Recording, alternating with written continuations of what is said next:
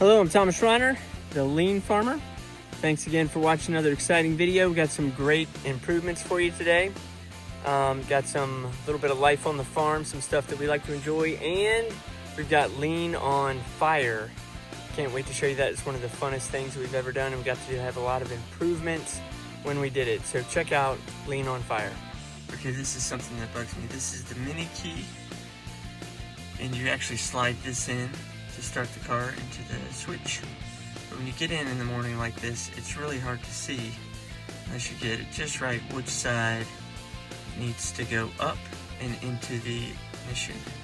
Okay, so I fixed what bugs me by taking a green piece of tape and putting it on top of the key fob, so I know which way is up, and I'm not struggling to figure out which way is up. And even when it's really dark, it's easy to tell which side is up. So that will help make it easier, and I won't be struggling or fumbling when I'm trying to figure out how to start the car. So we get our water from a spring, which is where that top red dot is at, and then a pipe runs to where the second red dot is at, which is where our pump house is at, and then another pipe runs to our house, and that's how we get our water. And when they first put in the spring and they had a well pump in the spring box, it wasn't powerful enough all those years ago to pump water all the way to the house, so they had to build a pump house in the middle and put a pressure tank. And so here is a video of what that pump house looks like, and you can see how horrible it looks, and the pressure tank there. And we were finally able to make an improvement and get our pressure tank moved up into our basement, and we have much better pressure, and of course it looks much nicer. Okay, so one of the other improvements that we made, my wife made, my father-in-law gave us this idea. Each time he puts in something new like this, he writes the date on it when he put it in, because so many times years later down the road, you can't remember when you put something in, you can't remember how old it is. So that's kind of a cool improvement right there. So 3 or 4 or 5 years later down the road, we can remember just how old is this tank since we installed it. Pretty cool idea, and very simple. Okay, so we just had the pump that is for our spring water moved from the pump house to our basement. Just showed you that. That was one of our improvements. And so now I'm going to do something that we had never done in 7 years up here. I'm going to actually test the water and see what type of water do we have coming out of that spring. So it could be a little scary. Okay, so we got the test kit. Comes with a little color scale, of course instructions, and here's the first test kit, or the first sample. We have really good water. I guess I should have checked this a long time, but it's not hard. No chlorine, alkalinity is good. The pH is actually good, it's around a 6. And then no nitrates or nitrates, no copper, and no iron. So that's pretty awesome for spring water. So one of the things I love about living in the middle of nowhere is you can kind of come up with some crazy ideas and give them a try.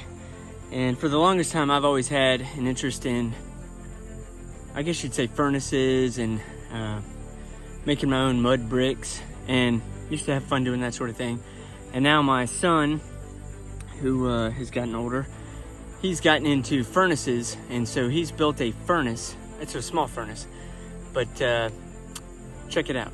Tommy, so what do we got here, man? Well, it's just a little furnace that I built. All right, so what's the hole in the side? That's where the torch goes? Right. All right. And go ahead and take the top off. Okay. All right, so what's under the bricks? I have some tin. All right, so the tin is basically kind of your roof holding the bricks up? It is. It goes over the central hole. So you got a double layer of brick? I do. All right, now what are you gonna put in there? So I have a small amount of aluminum foil that I'm hoping will melt. And then you asked me to, so I've got this little nail inside an old black bean can, which I don't think will melt. So it's kind of a cheap crucible.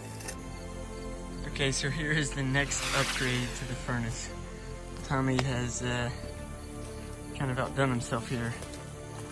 So it's double walled with air gap insulation. He's got the torch elevated a little higher. Then he's got a cap on it here where he can roll it over and be able to look down inside, and you can see the crucible. And then down below the bricks, it's open, and that's where the heat comes in and will heat up the crucible. Should be a great design.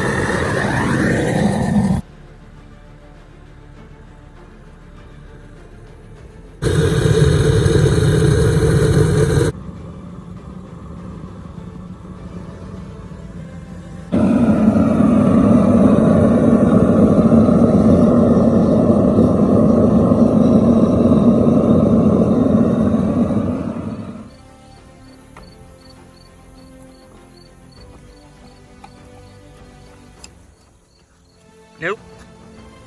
She got hot, but So we gotta let it burn. oh, it just melted. Yeah, your crucible melted. Yeah, the crucible melted. All right, Tommy. Since the first furnace, which was a small furnace, you've made it bigger, right? Yes, I have. Because before it was only two bricks, and now you've got at least 3, right? Yes. All right, and they're not air gapped; they're solid, right? Right. Okay. And then the other thing you did was initially we made a taller chamber, but then you shortened that back down, right? Yes, made it smaller. All right. And then the other thing that we did is we came in and you added tin right here to help reflect heat back instead of letting the bricks absorb them, right? Yes, sir. All right. And then another improvement that we made is down there at the bottom is where the torch sticks and the flames come up here. So now we have the crucible centered right above the flames, right? Yes, sir. All right, and then show me how you put the roof on, and let's look at this improvement. So now you're also putting the tin in there to help reflect the heat back down, and you got the bend in it so we can pick it up easy, right? Yes. All right. So that's like too many improvements to count.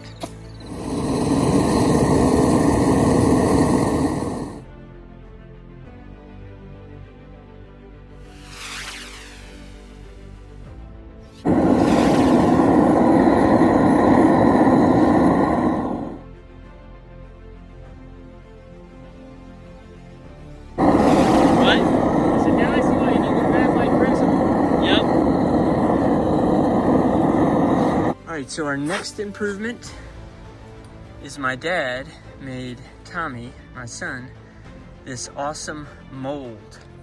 So it can come apart. All we gotta do is loosen these up. The 2 sides break in half. And then he made it where kind of have a little funnel right there when we pour the molten aluminum in there. And then he basically has these on here as splash guards to make sure that we don't get any molten aluminum down here on the bolts that could prevent it from opening up. So we're gonna fire the thing up and melt some aluminum and pour it in there and see if we can break it open, and we'll see what the mold gives us.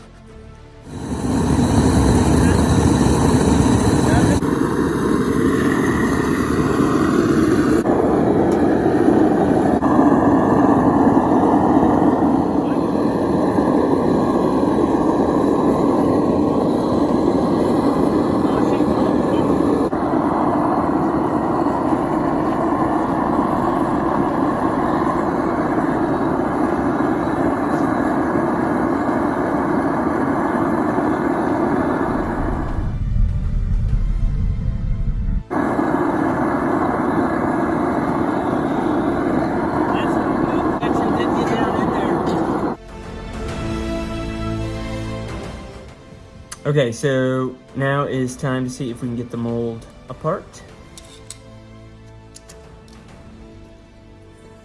Might take a minute. Check it out. It's across, and all we gotta do is cut the top part off, do a little grinding around the top, and we have our first piece out of the mold. Pretty awesome.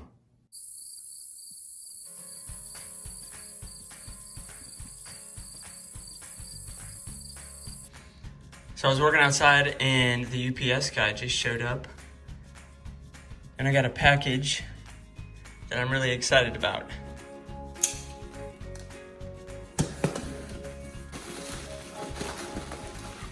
Oh, this is gonna be awesome.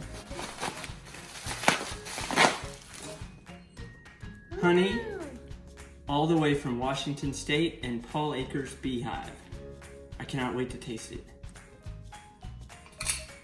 So I love tasting different types of honey, and I love looking at the different colors and the consistency of honey. And this one is a very like smooth honey, and it's not super thick. I think it's gonna taste awesome.